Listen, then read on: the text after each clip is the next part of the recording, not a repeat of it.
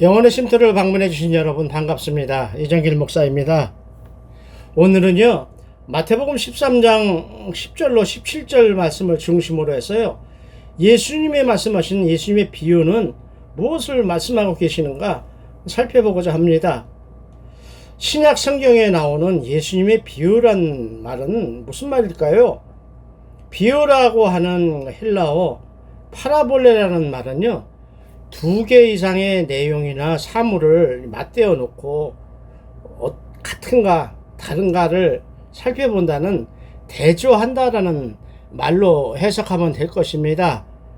그리고 이 말은요, 심오한 진리, 하나님의 말씀 옆에, 하나님의 가르침 옆에 그것을 설명하기 위해서 나란히 놓여진 어떤 물건이나 어떤 이야기나 사물처럼 우리 생활에서 누구나 다 알 수 있는 그것으로 비유를 해서 설명을 해서 진리, 또 성경 말씀 같이 어려운 말씀도 쉽게 이해할 수 있고 기억할 수 있도록 이야기하는 방식 중에 방식이라고 우리가 이해하면 좋겠습니다. 그래서 이 비유를 하늘의 의미를 가진 땅의 이야기라고 신학자들은 말을 하고 있습니다. 쉽게 이야기하자면요, 선한 행동을 해야 돼, 악한 행동을 하면 벌받아 라고 권선징악을 설명하고자 만든 이야기였었죠. 콩쥐팥쥐 이야기요.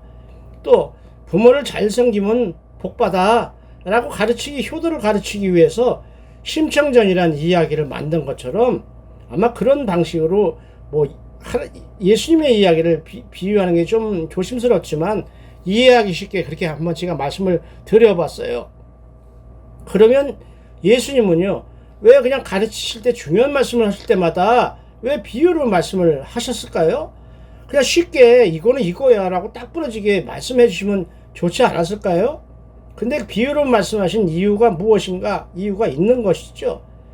그것은 아마도 예수님께서 우리에게 가르치시고자 하는 하늘의 비밀, 그 천국 복음이 늘상 아침 저녁으로 변하는 믿을 수 없는 인간들, 그리고 당시 기득권 세력인 유대교 지도자들 사상, 유대교 사상, 아니면 그 지중해 전체를 지배하고 있던 제국들, 헬라 제국이나 로마 제국의 헬라 철학 사상에 묻혀버리지 않고 하나님의 백성들 후손들까지 계속 이어지도록, 보존될 수 있도록 비유라는 방식을 사용하신 것 같습니다. 이렇게 비유는 누구든지 알기 쉬울 것 같으면서도 또 깨닫기가 보통 어려운 것이 아닙니다. 그래서 우리가 말씀 속에 감추어진 비밀을 깨닫기 위해서 기도하는 이유가 바로 그것이죠. 하나님이 쉬운 것 같은 말씀 속에서 과연 어떤 것을 그 속에 숨겨놓으셨을까? 어떤 것을 잊어버리지 않고 사람들이 훼손시키지 않고 남아서 후손들이 그 하늘의 비밀을 깨닫고 하늘의 은혜를 누릴 수 있게 하셨을까? 그것을 깨닫는 것이, 그래서 우리가 기도하는 것입니다. 이러한 비유를 또 이렇게 설명할 수도 있어요. 지금도 있는가 모르겠지만 제가 요새 신문을 안 봐서, 옛날 신문을 보면 4컷짜리 만화 있어요. 고바오 영감, 와수나짐에 이런 것처럼 4컷, 조그만 4컷짜리 만화가 있어요. 이 4컷짜리 시사 만화를 보면요, 특별한 것도 없어요. 그림하고 얼굴 표정, 말 한마디 정도 그렇게 돼 있지만, 그걸 딱 보면요, 그 신문 몇 면을 다 보지 일일이 다 읽지 않더라도, 아, 지금 세상에 무슨 일이 일어났구나, 어떤 상태구나, 한 번에 다 캐치가 될 수 있도록 그렇게 해주는 역할을 하고 있거든요. 이것이 비유가 갖고 있는 그 비밀이에요. 예수님의 비유는요, 사람들이 다 아는 이야기로 해요. 날씨 이야기, 농사 짓는 이야기, 사람들이 생각하는 이야기, 이런 걸로 예를 들어서 말씀하시거든요. 그러니까 짧은 가르침, 그냥 지나가는 말로 하시는 것 같지만, 다시 말하면 이런 거죠. 얘들아, 천국은 말이야, 겨자씨 같고 감추인 보화 같아. 무슨 얘기예요? 이렇게 천국이 어떻다고 신학적으로 신론을 이야기하고 기독론을 이야기하고 이런 삼일체를 이야기하지 않더라도 천국은 말이야 이런 거 같아 라고 이야기하면, 아, 그런 거 같으네, 바로 들어오듯이 천국은 마치 무엇과 같으니라고 시작하는 예수님의 아주 비유의 특징이죠. 뭘 이야기하는 거죠? 하늘나라의 특성, 그리고 하늘나라에 들어가기 위해서 하늘 백성들이 해야 할 자세, 이것을 말씀하고 계시죠. 먼저 오늘 본문이 주시는 핵심을 요약하면 이렇습니다. 그들이 듣기는 들어도 깨닫지 못하고 보기는 보아도 알아보지 못할 것이다. 무슨 얘기죠? 왜 이렇게 어렵게 말씀을 하시죠? 이유가 있죠. 들어도 보아도 알지 못한다. 그 이유는 무엇이죠? 이 백성의 마음이 무디어지고 귀가 먹고 눈이 감겨있기 때문이다. 그러나 너희의 눈은 지금 보고 있으니 복이 있으며 너희의 귀는 지금 듣고 있으니 복이 있다라고 말씀하십니다. 아까도 이야기했죠. 이 이야기는요, 제자들이 아니 선생님 좀 쉽게 이야기하시죠. 왜 이렇게 중요한 것마다 이렇게 어렵게 비유로 이야기를 하셔요. 해석하기가 힘들어요. 이런 질문을 할 때 주신 말씀이에요. 그 중에 여러 가지 비유 중에 처음 시작하는 게 뭐죠? 씨 뿌리는 자의 비유로 시작하셔요. 이 씨 뿌리는 자의 비유의 핵심은 30배, 60배, 100배 그게 아니에요. 우리는 많은 거, 얻는 거 이것을 생각하고 그로 인해서 사람들한테 어떤 것을 이슈로 만들어 심어주기 위해서 그렇게 이야기하지만 사실 씨 뿌리는 자의 비유는요, 우리가 하나님의 말씀을 받아들이는가 안 받아들이는가에 대한 이야기거든요. 쉽게 얘기해서 씨가 여러 종류의 땅에 뿌려지는데 하나님의 말씀이 여러 사람들의 심령에 각각이 떨어지는데 오직 좋은 땅, 좋은 심령에만 열매를 맺고 좋지 않은 땅, 좋지 않은 심령에는 열매를 맺지 못한다. 다시 말해서 좋은 심령을 가진 하나님의 말씀에 순종하려고 하는 하늘 백성에게는 천국에 들어가는 하늘에 내려주신 복을 누릴 수 있는 것을 얻을 수 있을 것이고, 그렇지 않은 자는 들어가지도 못하고 얻지 못한다라고 해석하면 좋을 것 같습니다. 그런데 이 비유는 귀 있는 자만 들을 수 있다고 말씀을 하고 계시잖아요. 조금 전에 이야기했듯이 귀 있는 자하고 뭐가 연결이 돼요? 순종하는 자예요. 말씀하시는 게 무슨 뜻인지 이해한다는 것이죠. 그래서 따라간다는 것이죠. 그래서 순종하려고 하는 사람에게는 복음 속에 감추어진 진리, 비밀을 더 쉽고 깨달을 수 있도록 은혜를 주시지만 처음부터 전양반이 무슨 얘기를 하는 거야? 딱 쳐다보면서 대적하려고 하는 못된 사람들에게는 아예 그 말씀이 무슨 소리인지 이해가 안 가도록 깨달을 수 없게끔 가려버린다는 것이죠. 감춰버린다는 것이에요. 그 이유는요, 당시 예수님을 따르는 무리들이 엄청 많았다고 하지만 사실 오병이어의 기적처럼 뭐 얻어먹고 이러는 것 때문에 다른 어중이가 많았다는 것이죠. 그리고 그들이 대부분 누구예요? 유대교 신자거든요. 유대교를 따르는 사람들, 또 그를 대적하고자 하는 기득권 세력들이었기 때문에 비유로 말씀하셨다는 얘기죠. 그러니 오늘날 교회에서 하나님의 말씀을 액면 그대로 듣는 우리가 얼마나 복되다라고 말씀이 되는 것입니까? 감사할 수 있기를 원합니다.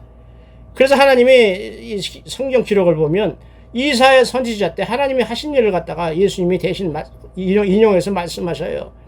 그때 당시에 이사야 선지자 때 이스라엘 백성을 심판하셨던 것처럼 예수님의 사역에 불신앙으로 반응하는 악한 세대를 심판하시기 위해서 그들의 눈과 귀가 둔감해지도록 그냥 놔두시는 것이다.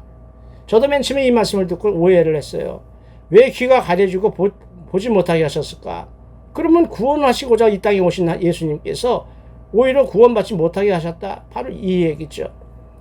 하나님을 섬기려고 하는 마음을 가진 자는 알게 하지만 대적하려고 마음을 먹고 나쁜 마음을 먹고 예수님을 대하고 하나님을 대하는 자는 아예 듣지 못하게, 보지 못하게, 알지 못하게 아주 둔한 영혼으로 만들어 보신다는 것이죠.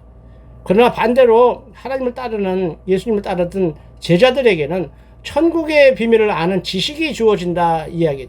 지식 그러면 여러분들은 영적인 거 얘기하니까 지식은 일반적인 학교에서 배우는 것이야. 그런 지식을 생각하시는데 그런 지식이 아니에요. 이 지식은요, 예수님을 아는 알매요. 지식, 깨달음이에요. 예수님이 누구시죠? 이스라엘을 온전히 회복시키는 메시아라는 것을 깨닫게 하시는 은혜예요. 또 이스라엘 백성 가운데 임재를 회복하시는 성자 하나님으로 오신 것을 아는 거예요. 그리고 우리에게 임하고 계신 앞으로 다가올 하나님 나라의 중심이 되실 분이 누군가 메시아 예수 그리스도라는 사실을 깨닫게 되는 지식, 알게 되는 은혜, 제자들에게만 주어지는 이 특권을 여러분들도 받아서 누릴 수 있기를 원합니다. 따라서 오늘 본문이 들어가 있는 마태복음 13장은요 1절에서 그날이라는 어떤 시점, 때를 말하면서 본문이 시작되거든요. 그날이 뭐죠? 마태복음 12장에서는요 그 앞장이죠, 안식일 논쟁이나 귀신 논쟁이 생겨요. 또 예수님이 보였던 표적이 어떤 것인가, 또 예수님의 진정한 가족은 누구인가를 통해서 예수님에게 막 대적했던 많은 사건들이 그 한날에 다 있었던 사건이에요.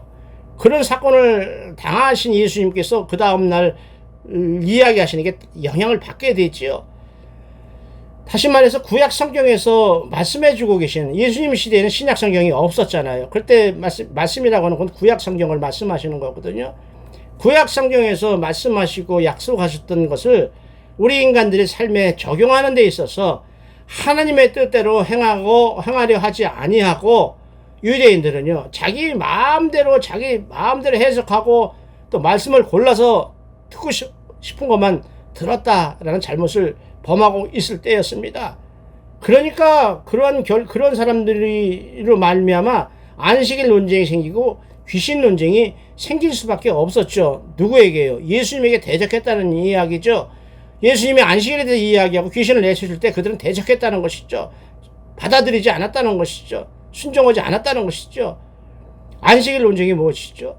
왜 안식일을 안 지키는 거야? 안식일 아무것도 하지 말라 그랬는데, 이런 얘기죠. 왜 아픈 사람을 고쳐주는 거야? 왜 물에 빠진 양을 건져주는 거야? 이렇게 유대인들이 시비를 붙고 대적할 때에 예수님이 뭐라 그러셨어요? 내가 안식일의 주인이라고 말씀하시면서 안식일을 정하시는 것은 안식일을 지키라고 하는 것이 아니라 안식일을 만드신 하나님의 마음을 알아야 한다라고 안식일에 대해서 말씀을 해주고 계셔요.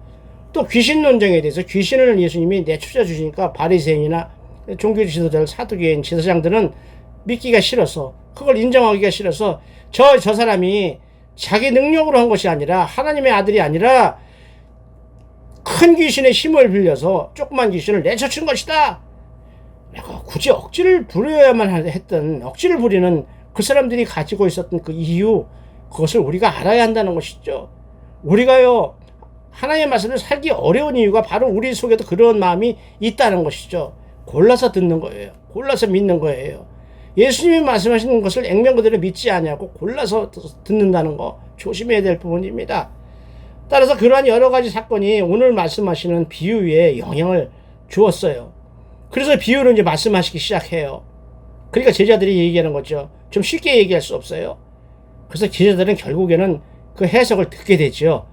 하나님 나라를 설명하는 씨 뿌리는 비유로 시작해서 또 비유를 말씀하시는 이유를 다시 설명을 해주세요. 누구에게만? 그들이 떠난 후에, 예수를 떠난 후에 예수님의 말씀을 끝까지 가르침을 받고자 모여있는 제자들에게는 왜 그렇게 내가 비유를 어렵게 이야기했는지를 다시 해석해서 말씀해 주시는 그 은혜를 입는다는 것이죠. 여러분들이요 목사들이 설교할 때 알아듣기 힘들더라도 그래도 끝까지 듣다 보면 이해가 되게끔 성령께서 도우실 것입니다. 사모하시기 바랍니다. 그리고 나서 다시 비유 이야기를 하셔요. 겨자씨 비유를 이야기하셔요. 두룩 비유를 이야기하시고, 가라지 비유, 감춘 보아 비유, 좋은 진주 비유, 바다의 그물 비유를 7가지를 말씀하셔요. 이렇게 오늘 우리가 읽었던 본문 앞에 소개되는 씨 뿌리는 자의 비유와 이어지는 천국 비유들이 암시하는 것은, 많은 사람들이 지금 교회에 나오잖아요. 많은 사람들이 예수 믿는다고 이야기하잖아요. 그리고 많은 사람들이 교회 강단에서 선포되는 하나님의 말씀을 듣고 있어요. 근데 그것이 전부가 아니라는 것이죠. 똑같이 하나님의 은혜를 입는 것이 아니라는 것이에요. 예수님이 씨 뿌리는 비유를 말씀하시는 목적이 바로 여기에 있어요. 예수님은 우리가 좋은 밭이 돼서 열매를 많이 맺기를 원하고 계시거든요. 그러나 우리는요, 예수님 밖에 나가긴 나가요. 교회에 나가긴 나가요. 근데 예수님을 만나고 싶은 마음이 없어요. 예수님의 은혜를 잊고자 하는 그렇게 절박한 사모하는 마음이 없어요. 그래서 결국은 예수님 앞에까지 나갔으면서도 불구하고 예수님의 말씀을 받지 못하고 또 예수님을 만나지 못하면 그렇게 불행한 일은 없다라고 말씀하는 것입니다. 씨 뿌리는 자의 비유는 여러분 다 아셔요. 굳이 얘기할 필요 없어. 다 알아요. 어떤 사람이든 동일하게 하나님의 생명의 말씀이 뿌려지고 떨어집니다. 그러나 그런 말씀이 똑같은 결과를 얻게 되는 것은 아니라는 것을 이야기하시는 거예요. 핵심은 그거예요. 씨가 뿌려지는 게 중요한 게 아니라 씨가 뿌려지되 열매를 거두는 사람은 한정되어 있다. 이런 이야기를 하시고자 하는 것이죠. 매주일마다 예배에 참석해서 똑같은 말씀을 들어도 사람마다 은혜를 입는 사람이 있고 은혜를 입지 못하는 사람, 치유받는 사람이 있고 치유받지 못하는 사람, 회복되는 사람이 있고 그렇지 못한 사람이 있는 거, 그거 똑같다는 이야기죠. 뭐예요? 같은 말씀이 같은 시간에 선포되는데 그 말씀에 은혜가 없어서 그렇습니까? 은혜는 있지요. 은혜를 받지 못하는 사람이 있을 뿐이지요. 왜요? 말씀을 흘려들렸다는, 듣지 않고 흘려버렸다는 얘기죠. 말씀을 붙들지 못하고 흘려버렸다는 얘기죠. 그러니까 열매가 없지요. 말씀의 열매가 없다는 것이죠. 말씀에 대한 간절함, 하나님이 주시는 그 말씀을 붙들고 한 주를 살아가고자 하는 그 사모함이 없어서 그렇다는 것이죠. 말씀을 겸손하게 듣고 깨달을 때만이 믿음이 생기고요.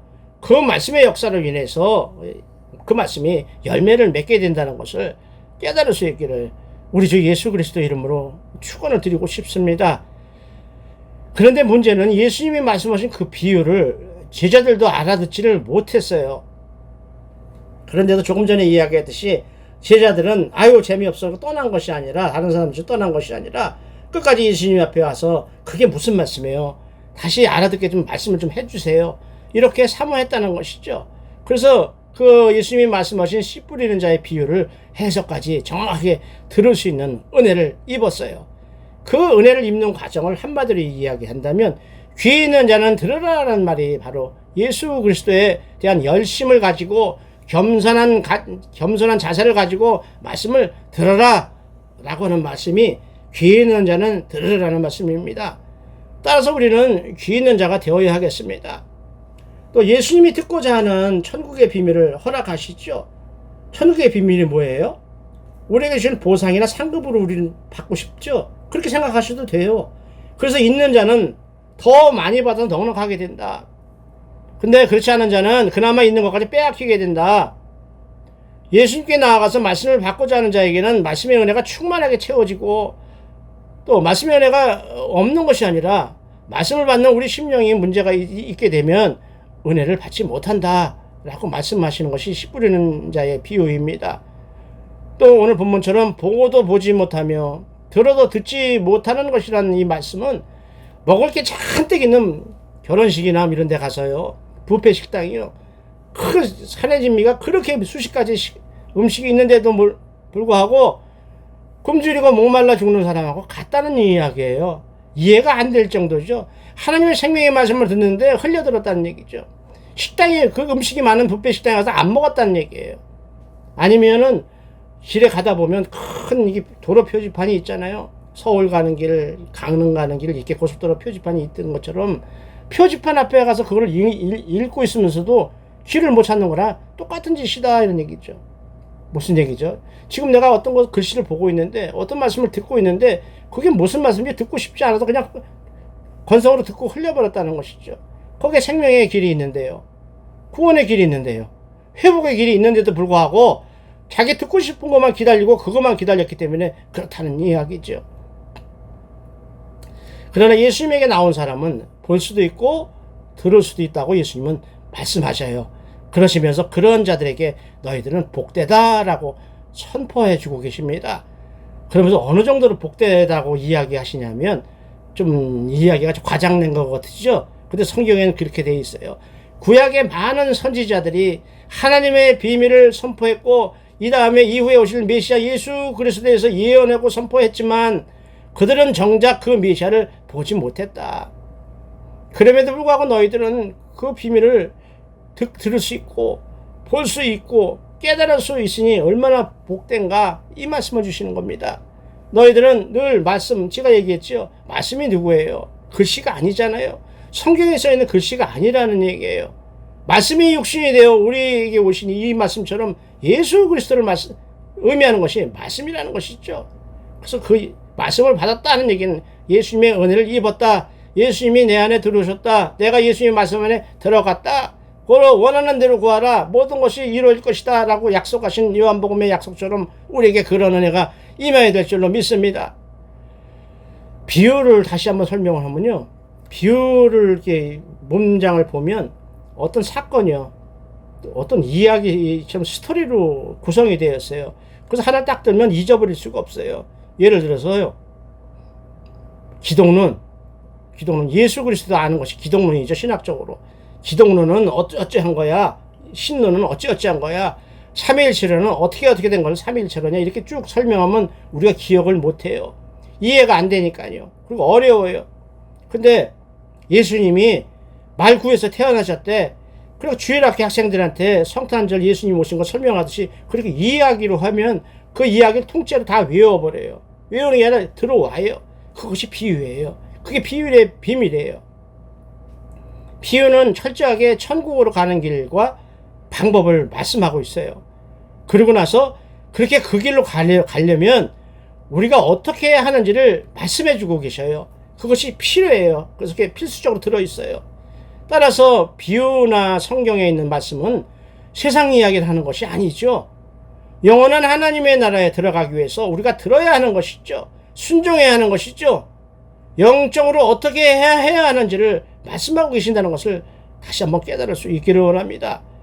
그러므로 우리는 조심을 해야 되는 것이죠. 말씀 받을 때 이건 이런 얘기야. 다 알고 있어. 이미 수십 번 들었어. 이렇게 하면 안 된다는 것이죠. 똑같은 말씀도 선포되는 장소와 때에 따라서 다른 의미를, 다른 은혜를 우리에게 주시기 때문이죠. 하나님의 나라의 이야기를 자기가 하고 싶은 말, 그것을 정당화하기 위해서 봤지? 내가 얘기하는 게 성경에 이렇게 써 있잖아. 이렇게 성경에 있는 말씀을 선포하는 것이 아니라 자기가 하고 싶은 말을 증거로 삼기 위해서 성경 말씀을 띄어다가 붙이는 이런 짓은 하면 안 된다는 얘기예요. 어떤 물건이 택배로 여러분 집에 배달이 됐어요. 근데 쌩쌩하게 와야 되는데 포장이 찢어졌어요. 찢어졌다가 다시 테이프로 붙인 것 같은, 재포장한 것 같은 느낌이 오면 여러분이 그 물건을 신뢰할 수 있겠어요? 마찬가지죠. 하나님의 말씀은 말씀을 보내신 분의 뜻 그대로 전달되어야 우리에게 은혜가 되고 우리에게 받아들일 수 있다는 것이지요. 따라서 말씀 전하는 사람들, 또 말씀을 읽는 우리 심령 솔직해야 한다는 것이죠. 그 성경 본문이나 비유를 올바로 해석하고 정확하게 말씀을 주신 그분의 마음을 깨닫는 것이 얼마나 중요한가 하는 얘기를 지금 말씀을 드려보고자 합니다. 이 얘기를 하기 전에 이 오리겐이라는 교부가 했던, 옛날 오리겐이라는 교부가 했던, 교부라면 교회의 아버지라 그래서 교회 큰 지도자라고 생각하시면 돼요. 그분이 설교했던 것인데요. 선한 사마리아인의 비유를 그분이 이렇게 설교를 했어요. 많은 부흥사들이 이분의 설교를 따라서 알레고리 방식으로 자기가 원하는 대로 이상하게 부풀려서 설교를 많이 했어요. 이 사람이 잘못했다고 얘기하고 싶지 않습니다.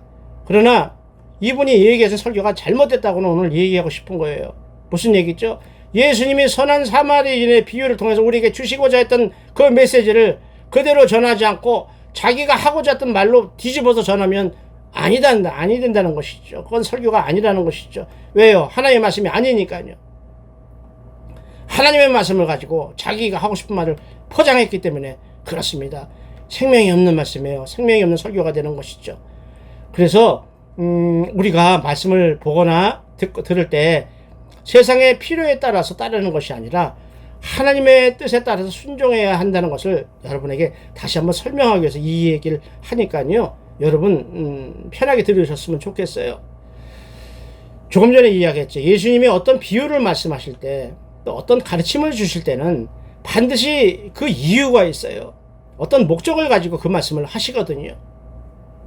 그래서 그렇게 비유가 돼서 어렵게 말씀하시든 쉽게 이야기하든 목적이 있으셔요. 그런데 그것을 우리가 기도하면서 깨닫지 못하고 올바로 해석하지 못하면 우리가 평소에 가지고 있던 세상의 가치관, 또 엉터리 신앙에 의해서 재포장돼서 엉터리가 된다는 것이죠. 오리겐이라고 하는 분은 당시 교회에 영향력 있는 어른이었었어요. 큰 목사님이에요, 한마디로 얘기하면. 근데 그 당시 설교 패턴도요, 알레고리 해석 방식을 많이 사용했던 시대였어요. 우리말로 뭐 풍류법이라고도 이야기하는 성경 해석 방법인데요. 좋게 이야기하면 요즘 많은 영적 이걸 따지는 분들이 많이 이야기하죠. 뭐 큰 집회 같은 데서 주로 이야기하잖아요. 영적인 거 뭐 이런 이야기하기 좋아하는 사람들이 이런 걸 많이 써요. 영적으로 풍성하게 진짜 꿈을 꾸는 것처럼 느끼도록 해석하는 방식이에요. 번들번들하게 하는 것이죠. 그렇다고 제가 알레고리라는 해석 방식이 나쁘다고 얘기하는 거 아니에요. 그것도 하나의 해석 방법이에요. 우리 기독교에서 인정하는 해석 방법이에요. 네 가지 중에 하나예요. 그러나 잘못 해석하게 되면, 그것을 아는 사람이 해석하는 것이 아니라 잘못 해석하게 되면 원래 예수님이 주시고자 했던 그 말씀이 주고자 했던 것과 달리 엉뚱한 인간의 이야기로 변질될 수 있는 확률이 많다. 그 말씀을 드리고 싶은 거죠. 그리고 오늘 그 비유를 이야기하면서 그 말씀을 꼭 드려야 되는 이유예요. 올바로 비유에 대해서 올바로 받아들여야 하고 전해야 한다는 것을 이야기하고 싶거든요. 그분이 얘기했던 선한 사마리아인의 비유를 예로 들어서 이야기할게요. 그분이 이렇게 이야기했어요. 여러분 다 아시다시피 선한 사마리아인의 비유는 예수님을 시험하던 아주 나쁜 마음을 가졌던 율법사에게 예수님이 사랑하는 마음으로 주셨던 비유였었어요. 어떤 사람이 예루살렘에서 여리고라는 곳으로 여행을 하다가 강도를 만나서 공격을 받지요. 이로 해서 거의 죽을 위기에 처했는데 유대 제사장이나 레위인들, 소위 하나님의 종이라고 하는 사람들은 그를 돌보지 않고 그냥 못 본 척하고 지나가 버렸다고 했습니다. 그러나 유대 사람들이 인간 취급을 하지 않는 아주 사마리아인이 그에게 가서 상처를 싸매어주고 자기 말에 태워서 여관으로 데려가서 동전 두 데나리온이죠. 그걸 지불하면서 내가 일 보고 다시 올 때 부족하면 더 물어줄 테니까 좀 잘 봐달라, 돌봐달라라고 부탁했다는 이야기예요. 사랑의 이야기죠. 이웃사랑의 이야기예요. 그러나 오리겐은 영적이라고 하면서 이렇게 해석을 했어요. 이 사람은 이 비유를 가지고 예루살렘은 교회를 의미하는 거야. 들어보세요. 아주 그럴듯해요. 여리고는 세상을 의미하는 거야. 그리고 강도를 만난 유대인은 우리 인간들을 이야기하는 거야. 강도는 사탄을 의미하는 거야. 제사장은 율법을 상징해 복음과 율법을 나누어서 얘기하는 거죠. 선한 사마리아는 바로 예수님을 상징해 라고 해석을 하는 그 역할을 딱 전담을 해서 묶어 놓았습니다. 그리고 여관은 다시 오실 예수님의 재림을 의미하는 거야 라고 설정을 해놓고 역할을마다 설정을 해놓고 설교를 시작합니다. 다시 말해서 우리가는 인간을 구원하기 위해서 예수님이 이 땅에 오셨어 라고 이야기해요. 맞아요. 그 말씀이 맞아요. 문제는 그 말씀을 예수님이 원했던 그 의도와 다르게 설교를 했다는 거예요. 우리가 듣기에 나쁘지도 않죠. 아주 좋잖아요. 교회의 우호적인 설교 맞잖아요. 근데 오리겐은 교회 어른이니까 교회 많이 잘 나와 열심히 신앙생활을 해 이런 뜻으로 이야기했어요. 나쁜 건 아니에요. 중요한 것은 예수님이 말씀하신 거랑 달랐다는 것을 제가 오늘 말씀드리고 싶은 거예요. 오리겐은 이야기하기를 그러니까 교회인 예루살렘에 있지 않고 왜 세상으로 나갔어? 여리고로 왜 갔어? 이 얘기예요. 그러니까 사탄인 강도를 만난 거 아니야 이 사람아, 이렇게 이야기하는 거예요. 책망이죠. 여러분, 아니 세상에 사람이 세상 일 보러 나갈 수도 있지요. 그리고 여러분 전도하러 세상에 나가잖아요. 그런데 왜 세상에 나갔느냐고 하게 되면 교회에만 있으라는 얘기, 그렇게 되면 너무 한쪽으로 치우친 비약이에요. 비약이에요 그거는. 그리고 율법은 사랑이 없어서 그냥 지나쳤지만 선한 사마리안 같은 예수님께서 구원해 주셨으니까 앞으로 교회 열심히 당겨. 딴 생각하지 말고 교회만 열심히 당겨. 그런 뉘앙스가 딱 풍기는 설교였어요. 그걸 은혜라고 이야기해야 될까요? 은혜는 하나님의 말씀하셨던 그 원래 하나님의 마음을 깨달았을 때 오는 것이 은혜거든요. 역사가 일어나는 것이 은혜거든요. 당시 교회 어른이던 입장에서 목회적인 설교, 교회가 부흥됐으면 하는 의미에서 그렇게 설교하신 것은 이해하고 싶어요. 그러나 율법사에게 주신 예수님께서요, 선한 사마리아의 비유를 주신 그 통해서 가르치고자 하셨던 핵심은요, 교회 열심히 다니라는 것이 아니었거든요. 이웃을 사랑하라는 말씀이었었어요. 이웃을 사랑해 하나님을 사랑하는 것과 똑같으니까 천국에 갈 수 있어, 구원받을 수 있어, 하나님을 볼 수 있어, 이 얘기했었거든요. 하나님이신 예수님을 나쁜 의도로 시험에도 율법사에게 책망하지 않고 그래도 끝까지 그를 사랑하기 위해서 주셨던 이웃사랑의 메시지였어요. 근데 세상에 나가지 말고 교회만 열심히 다녀, 이렇게 설교하면 안 된다는 얘기죠. 따라서 예수님이 율법사에게 한 것처럼 너 천국에 그렇게 구원을 받고 싶어? 그러면 율법이라는 것에 묶이지 마. 예배라는 형식에 묶이지 마. 너희들이 만들었던 교회 예배 전통에서 묶이지 말고 성경에서 말씀하시는 것처럼 하나님 사랑, 이웃 사랑처럼 이웃 사랑의 마음을 가지라고 주신 것이거든요. 결론적으로 뭐죠? 오래전에 그 큰 목사가 설교한 것이 그럴듯하고 듣기 좋았을지 몰라도 그것은 예수님이 선한 사마리아인의 비유를 통해서 우리에게 주시고자 했던 그 메시지를 왜곡해서 잘못 전한 것이거든요. 그건 아니죠. 그래서 그건 설교가 아니에요. 인간의 이야기로 전락해버리는 것입니다. 하나님이 하시고 있던 마음을 인간의 판단으로 바꿨다는 것이죠. 이렇게 설교는요, 성경 말씀의 해석은요, 사람들의 눈치를 보면서 사람들을 귀를 들겁게 해주는 세상 이야기가 아니에요. 우리 영혼의 구원, 또 영원한 천국으로 가는 길을 성경 말씀의 근거로 해서 안내해야 되기 때문이죠. 그러므로 우리도 예수님의 비유를 읽거나 증거할 때 예수님이 왜 이런 비유를 주셨을까? 왜 이렇게 어렵게 말씀을 하셨을까?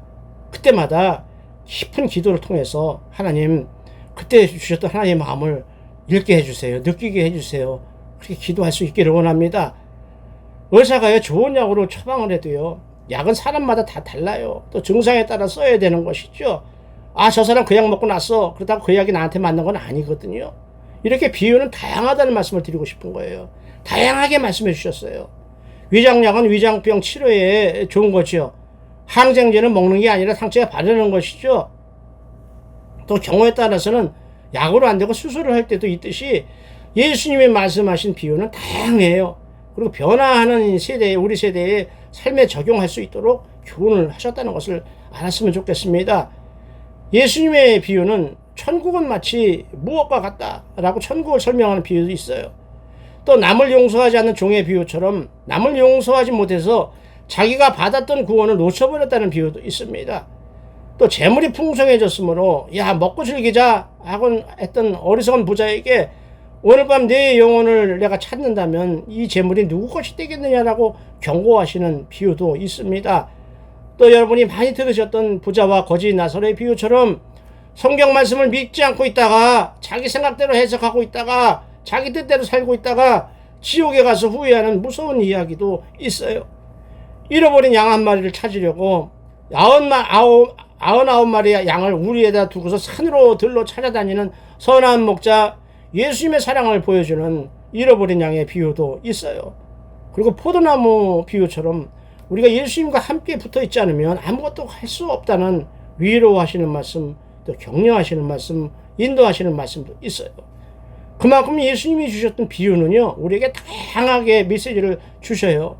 우리가 필요할 때마다 그 말씀을 붙들고 이겨낼 수 있도록 주셨다는 것을 알았으면 좋겠습니다. 말씀을 정리할게요. 제자들은 예수님에게 어찌해서 그들에게 비유로 말씀하십니까? 라고 질문합니다. 맨 처음에 이야기했죠. 쉽게 이야기하지 그렇게 말씀하시죠? 이거예요. 그래서 예수님은 그들과 너희들이란 말로 이렇게 구분해서 설명을 하셔요. 그들, 너희들, 다시 말해서 나를 대적하는 자, 믿지 않는 자, 내 백성들 이렇게 나누는 거랑 같아요. 다음 주에 양과 염소의 비유를 통해서 종말론에 대해서 살펴볼 텐데요. 똑같아요. 양과 염소를 가르는 거랑 똑같은 거죠. 다시 말해서 너희들에게는 천국의 비밀이 주어졌어. 너희들은 더 넉넉하게 가지게 될 거야. 너희들은 눈과 귀는 보고 들으며 결과적으로 너희들은 은혜를 입을 것이니 복된 자다라고 말씀을 하셔요.